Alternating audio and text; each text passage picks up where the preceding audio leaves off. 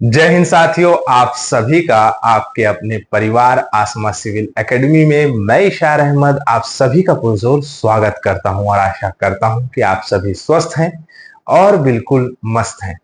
मेरे प्रिय साथियों, आज हम पढ़ेंगे 26 अक्टूबर के इंपॉर्टेंट करंट अफेयर जो कि हमारे एग्जाम के लिए बहुत ही ज्यादा महत्वपूर्ण होने वाला है। तो वीडियो में शुरू से अंत तक बने रहें और अगर आप इस चैनल में पहली पहली बार आए हैं तो चैनल को सब्सक्राइब कर लीजिए और अगर पहले से इस चैनल में है तो आपका एक शेयर तो बनता ही है, एक शेयर जरूर करिएगा। ठीक है, तो चलिए अपना सत्र प्रारंभ करते हैं। आइए, और हर सत्र की शुरुआत एक सकारात्मकता के साथ होती है। तो आज की सकारात्मकता है, जिंदगी को शेष बची है, जिंदगी जो शेष बची है उसे विशेष बनाइए, बाद में अवशेष तो होना ही है।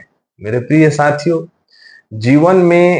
जीवन इतना मूल्यवान है ना कि हर पल को जो है हमें बेहतर तरीके से सोच समझ के और एंजॉय करके, है ना, एंजॉय भी बहुत ज्यादा जरूरी है, एंजॉय करके और परिपक्वता के साथ जो है आगे बढ़ना चाहिए ताकि जीवित रहने का प्रमाण हमें प्राप्त हो सके, क्योंकि एक दिन तो हमें जाना ही है। तो आज से आप दृढ़ संकल्पित होइए और अपने लक्ष्य के प्रति एकाग्रित हो जाइए। ठीक है, चलिए अपना सत्र प्रारंभ करते हैं। लास्ट टाइम जो मैंने प्रश्न पूछा था, किस भारतीय टेबल टेनिस खिलाड़ी को दुनिया में सर्वोच्च रैंकिंग प्राप्त होने का जो है महारत हासिल हुआ है, रैंकिंग हासिल हुई है, जिनका नाम है श्रीजा अकुला। ठीक है, तो टेक ये क्या है, इक्का दाना, अच्छा दाना, ये मैंने चक्रवात के बारे में पूछा रहा होगा। वेरी गुड बच्चे, बहुत बढ़िया, आपका स्वागत है पहली बार इस नाम से। क्या नाम बोलूं आपको मैं? अगर आपका कुछ स्पेसिफिक नाम होगा अच्छा सा प्यारा सा तो आप कमेंट बॉक्स में बताइएगा, हाय हेलो लिख के, मैं जरूर उसका रिप्लाई करूंगा अपने पर्सनल आईडी से। आप अपना नाम जरूर बताइएगा। ठीक है, चलिए, सूर्या ठाकुर श्रीजा अकुला 2024 पैरालंपिक में शानदार प्रदर्शन के बाद दुनिया की सर्वोच्च रैंकिंग वाली खिलाड़ी बन गई हैं। क्या बात है सूर्या, बहुत बढ़िया। रोशन शशि ने आंसर दिया है श्रीजा अकुला, रोशनी ने भी सही आंसर दिया है श्रीजा अकुला पेरिस ओलंपिक के प्रदर्शन के बाद सर्वोच्च रैंक हासिल हुआ है। क्या बात है, बहुत बढ़िया प्यारे बच्चों, ऐसे ही अपनी कंसिस्टेंसी बनाए रखें। राष्ट्रीय कद्दू दिवस कब मनाया जाता है? अभी हाल ही में व्यापम का एग्जाम हुआ था, जिसे हॉस्टल वार्डन के नाम से जाना जाता था। राष्ट्रीय जो हमारा क्या बोलना चाहिए सब्जी है वो है कद्दू। तो राष्ट्रीय कद्दू दिवस आज के दिन मनाया जाता है, मतलब 26 अक्टूबर को। कद्दू अपने आप में एक बहुत बड़ी विशेषता रखता है, जिसे हम पंपकिन के नाम से भी जानते हैं। बहुत सारे लोगों के घर में बार बार बनता है, जैसे कि मेरे यहाँ, है ना। मैं खाता ही रहता हूँ लेकिन कम खाता हूँ, क्योंकि अच्छा लगता है मुझे, लेकिन थोड़ा टेस्ट करना ही पसंद आता है। और बहुत सारे तरीके तरीके से लोग बनाते हैं, तो रोज रोज खाओगे तो मन कहाँ करता है। ठीक है, खैर, तो इसे हम बहुत सारे नामों से भी जानते हैं, जैसे कि काशी फल, कुम्भड़ा, कोहड़, कोड़ू, पंपकिन, पेठा, भतवा, मखना के नाम से। तो ये हमारा राष्ट्रीय क्या है, सब्जी है ना, राष्ट्रीय सब्जी हमारा याद रखना है। प्रश्न पूछा गया है व्यापम में, तो आगे भी पूछ सकता है एग्जामों में, है ना। चलो, विश्व स्वास्थ्य संगठन ने अक्टूबर 2024 में किस देश को मलेरिया मुक्त घोषित कर दिया है? तो मेरे प्रिय साथियों, मलेरिया जो कि एक बहुत ही घातक बीमारी है, और मिस्र जो है WHO के द्वारा, मतलब वर्ल्ड हेल्थ ऑर्गेनाइजेशन के द्वारा इसे 44वां देश घोषित किया है जहां पूरी तरह से क्या है, मलेरिया नहीं है। मलेरिया से ये क्या है, मुक्त है। मिस्र, इजिप्ट, ठीक है, मलेरिया मुक्त घोषित कर दिया इसे। अफ्रीका देश में सबसे ज्यादा मलेरिया से लोग पीड़ित होते हैं। वहां के मच्छर भी जो है उनका साइज बड़ा होता है। ऐसे नहीं है कि वो मूवी में दिखाता है आप बड़े बड़े मच्छर, ऐसा नहीं भैया, मच्छर लोग का साइज थोड़ा बड़ा रहता है और वहां ज्यादा मलेरिया फैला होता है। ठीक है, आपको बताना है कि किस वायरस से मलेरिया होता है। चलो, और कौन से मच्छर के काटने से मलेरिया होता है। 2022 के आंकड़ों के अनुसार 24.9 करोड़ मामले आए थे 85 देशों में, जिसमें से लगभग 6,08,000 लोगों की मृत्यु हो गई थी। और ये बहुत ही दुखद घटना है। और सबसे ज्यादा अगर मलेरिया से मृत्यु होती है किसी देश में तो वो है 96%, वो है आपका कौन सा, तो अफ्रीका। ठीक है, WHO संयुक्त राज्य अमेरिका, ये इसके संस्थापक है। जिनेवा स्विट्जरलैंड में इसका मुख्यालय है। स्थापित हुआ 7 अप्रैल 1948 में। महानिदेशक है टेड्रोस एडमॉन गैब्रियेसस। ठीक है, चलो आगे बढ़े।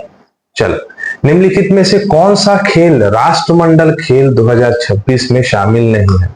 राष्ट्रमंडल खेल 2026 आयोजित कराया जा रहा है, जिसमें क्रिकेट, हॉकी, बैडमिंटन और बहुत सारे खेलों को हटा दिया गया है। आइए इसकी सूची देखें। जैसे कि मैंने बताया कि कॉमनवेल्थ गेम्स 2026 स्कॉटलैंड में आयोजित कराया जा रहा है, जिसमें 9 प्रमुख खेलों को हटा दिया गया है। Badminton, cricket, hockey, squash, table tennis, triathlon, कुश्ती और बीच वॉलीबॉल, रग्बी, ये सबको हटा दिया गया है। और 10 इवेंट को इसमें जो है जोड़ा गया है, जिसे मतलब जोड़ा नहीं गया है, इतने 10 इवेंट बस होंगे, आप सभी देख सकते हैं। क्लियर है। राष्ट्रमंडल खेल 1930 से चल रहा है।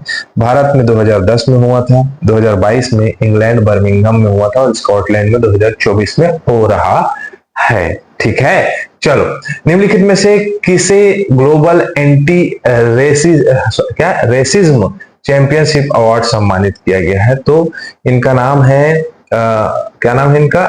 उर्मिला चौधरी। उर्मिला चौधरी यहाँ की नहीं है, नेपाल की है। और अमेरिका में, यूएस में एक कार्यक्रम आयोजित कराया गया था, जहां पर ये आपका एंटी रेसिज्म चैंपियंस अवार्ड 2024 दिया है, जिसमें इन्होंने जनजाति विशेष और समुदाय विशेष को जो है प्रोटेक्ट किया है, उसमें लोगों में जागरूकता फैलाई है और साथ ही साथ समाज कल्याण के लिए इन्होंने, उर्मिला चौधरी ने काम किया है नेपाल में, तो इसके लिए इन्हें दिया गया है। क्लियर। चलो, और बहुत सारे पुरस्कार हैं, आप देख सकते हो। ये प्रमुख व्यक्ति हैं जिनको दिया गया है, मैंने रख दिया है, हाल ही में दिया गया था, तो स्टैटिक पोर्शन पीडीएफ मिलेगा तो देख लीजिएगा। ठीक है। हिमालय में पाई जाने वाली सांप की एक नई प्रजाति का नाम निम्नलिखित में से किसके नाम रखा गया है? हॉलीवुड के एक एक्टर हैं लियोनार्डो डिकैप्रियो। ठीक है, ये सांप लोगों के लिए क्षेत्र में, मतलब उन लोग संरक्षण में कार्य करते हैं, तो हिमालय क्षेत्र में मिला है सांप, नया प्रजाति मिला है ना, ये दिख रहा है इस प्रकार से, इसका नाम रख दिया है, वैज्ञानिकरण कर दिया गया है। पश्चिमी हिमालय क्षेत्र में ये मिला है। ठीक है, देख के जाना, चाप देगा। ठीक है, चलो, गोवा में आयोजित होने वाले 55वें भारतीय अंतरराष्ट्रीय फिल्म महोत्सव IFFI में खालिस्तान देश को फोकस किया गया है। मेरे प्रिय साथियों, जब भी ये आपका राष्ट्रीय फिल्म महोत्सव मनाया जाता है, विशेष देश की पुष्टि की जाती है और उस पर फोकस देश बनाया जाता है, जहां से बहुत सारी गतिविधियों को अपनाने की कोशिश की जाती है, साथ ही साथ प्रदत्त करने की भी कोशिश की जाती है। तो ये ऑस्ट्रेलिया देश को जो है फोकस किया गया है IFFI में। ठीक है, तो ऑस्ट्रेलिया को फोकस देश रहेगा इसमें। वैश्विक फिल्म उद्योग में गतिशीलता के योगदान को सम्मान भी दिया जाएगा ऑस्ट्रेलिया को। ठीक है, ऑडियो विजुअल के माध्यम से जो है सारी चीजें, कृतियों को दिखाया जाएगा। सूचना और प्रसारण मंत्रालय के अंतर्गत ये कराया जाता है।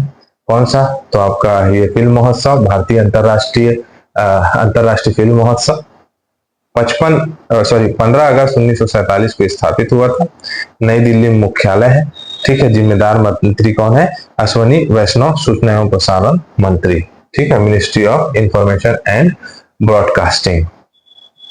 भारतीय नौसेना और खालिस्तान नौसेना में हाल ही में हिंद महासागर में अपना पहला समुद्री साझेदारी अभ्यास किया और इसको सफलतापूर्वक कंप्लीट किया। तो कौन सा देश था? तो वियतनाम। हिंद महासागर के क्षेत्र में वियतनाम नहीं होगा मेरे साथियों, जर्मनी के साथ सफल परीक्षण, मतलब ये सफलतापूर्वक ये समुद्री अभ्यास हुआ है, जो हमारा हिंद महासागर वाला क्षेत्र है, मुख्य रूप से ये। ठीक है, हिंद महासागर वाला क्षेत्र, यहाँ पर इसे पूरा संपूर्ण कराया गया। ये भारत है, समझ पा रहे होगे इस प्रकार से। ये गुजरात हो गया और ऐसे करके हमारा भारत देश हो जाएगा। ठीक है, तो हिंद महासागर वाले क्षेत्र में इसे संपन्न कराया गया है। जर्मनी के साथ था, है ना। जर्मनी नौसेना में हाल ही में बहुत सारे हमारे भाग लेने वाले जितने भी नौसेना अधिकारी, नौसेना ट्रूप्स, नौसेना जो है आपके मतलब ग्रुप्स हैं, वो सब थे। आईएनएस दिल्ली था, है ना, बिडेन वुटेमार्ग था, जर्मनी के अंतर्गत आता है। बर्लिन का जो है फ्रैंकफर्ट एम मैन, इन लोग सभी लोगों ने इसमें पार्टिसिपेट किया है। ठीक है, चलो आगे बढ़े। निम्नलिखित में से किसे भारत के 91 मुख्य न्यायाधीश के रूप में नियुक्त किया गया है? Justice Sanjiv Khanna. Yes, justice Sanjiv Khanna ji को इसके रूप में तो नए CJI chief justice of India के रूप में नियुक्त किया गया है। ठीक है, 91 नंबर क्रम के रहेंगे। ठीक है, और इनका जो कहा जा सकता है, सारी स्टैटिक पोर्शन को पढ़ लेते हैं एक बार। न्यायमूर्ति संजीव खन्ना को भारत के 91 मुख्य न्यायाधीश, 91 नहीं 91वां, क्या बोलेंगे भाई, 51 थे यार ठीक है, मुख्य न्यायाधीश के रूप में नियुक्त किया गया है, जिनका शपथ ग्रहण समारोह 11 नवंबर को होगा। 11 नवंबर डेट आप याद रख सकते हो, कब शपथ ली, कब इन्होंने शपथ ली। ठीक है, कौन से मुख्य न्यायाधीश हैं? 51 नंबर के। क्या नाम है इनका? संजीव खन्ना। न्यायमूर्ति खन्ना 23 मई 2025 को अपनी सेवानिवृत्ति तक सीजेआई रहेंगे। मतलब कि इनका कार्यकाल कब तक रहेगा? तो 23 मई 2025 तक, नहीं तो फिर रिटायर हो जाएंगे। टोटल 183 दिनों का। 1983 में इन्होंने अपना कानूनी अभ्यास शुरू किया। इनके बारे में कहानी देख लीजिएगा। और बात यह है कि भारत के मुख्य न्यायाधीश की नियुक्ति भारत के राष्ट्रपति द्वारा की जाती है, अनुच्छेद 124 के खंड 2 के तहत। क्लियर? चलो, यहां से प्रश्न पूछता है। अब फटाफट कर लेते हैं रिवीजन। भारत ने हाल ही में अपनी चौथी परमाणु ऊर्जा संचालित बैलिस्टिक मिसाइल पनडुब्बी कहां लॉन्च की? तो विशाखापट्टनम में K4 पनडुब्बी है। भारत में कालाजार रोग को खत्म कर, लगातार पढ़ दे रहा था, कालाजार रोग को खत्म करने में सफलता प्राप्त की है। यह रोग किससे फैलता है? तो परजीवी, पैरासाइट से फैलता है। तूफान ऑस्कर कहाँ आया? तो क्यूबा में आया। ठीक है, भारत पाकिस्तान करतारपुर साहिब कॉरिडोर के लिए समझौता हुआ, 5 साल के लिए आगे बढ़ा दिया गया, 2029 तक के। ठीक है, समझौता आगे बढ़ गया। 24वीं राष्ट्रीय पैरा तैराकी चैंपियनशिप 2024 किस राज्य में आयोजित की जाएगी? तो गोवा के पणजी में कराई गई थी, जिसमें कर्नाटक पहले नंबर में था। ठीक है, निम्न में से किस कंपनी को प्रतिष्ठित SHRM उत्कृष्ट पुरस्कार दिया गया है? तो सेल को। ठीक है, हांगकांग और संघाई बैंकिंग कॉरपोरेशन के मुख्य वित्तीय अधिकारी के रूप में किसे नियुक्त किया गया है? इसका आंसर दीजिएगा। ठीक, चलो, तो यहाँ हमारा सत्र कंप्लीट होता है। इसी के साथ मैं इजाजत चाहूंगा। जय हिंद, जय भारत।